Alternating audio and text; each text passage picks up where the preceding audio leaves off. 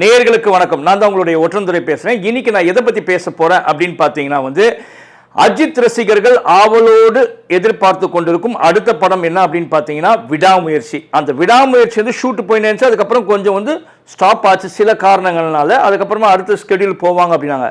இந்த மீன் டைம்ல தான் சில மாதங்களுக்கு முன்பு மார்க் ஆண்டனி இயக்கிய அந்த ஆதிக் ரவிச்சந்திரன் அடுத்ததாக அஜித்துடைய படத்தை இயக்க போறாரு அப்படின்னு சொல்லி ஒரு செய்தி வந்துச்சு. அந்த செய்தி உண்மையாகவும் ஆச்சு. அதுக்கப்புறமா அந்த படத்துக்கான பேர் குட் பேட் அக்லி அப்படின்னு ஒரு அனௌன்ஸ்மெண்ட் இருந்துச்சு.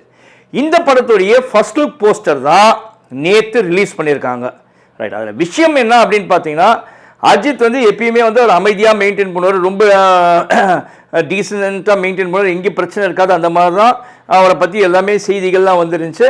அப்புறமா அவர் ரசிகர்களெல்லாம் கட்டுப்படுத்தி தான் வச்சுருப்பார், அவருடைய படங்களில் பெருசாக ஒன்றுமே மோசமாக இருக்காது அப்படின்னாங்க. ஆனால் இது எல்லாம் தூக்கி குப்பையில் போடுற அளவுக்கு ஆக்கிட்டாரு நேற்று ரிலீஸ் பண்ண அந்த போஸ்டரில், ஃபர்ஸ்ட் லுக் போஸ்டர். அதில் என்னன்னா அந்த போஸ்டர்லேருந்து 3 அஜித்தை காட்டுறாங்க. அதில் சென்டரில் ஒரு அஜித், 2 சைட்லேயும் இருக்க மாதிரி அஜித்.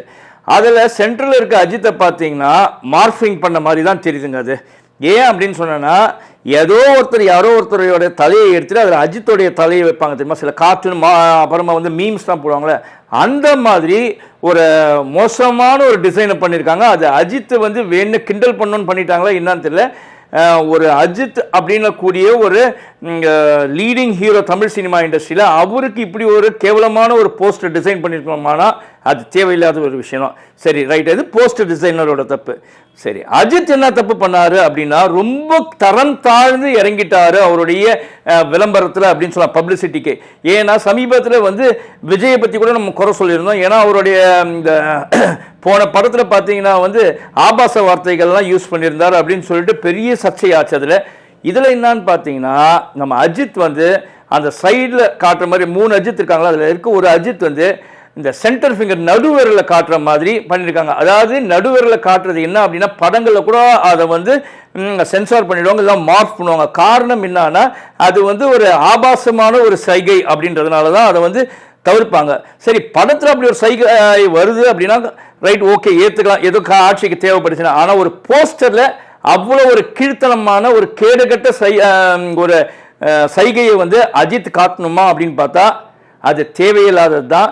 இப்படி ஒரு போஸ்டருக்கு ஒரு போஸ்ட் கொடுக்கறத அஜித் எப்படி ஏற்றுக்கினாரு ஒத்துக்கினாரு அப்படின்றதான் தெரியல.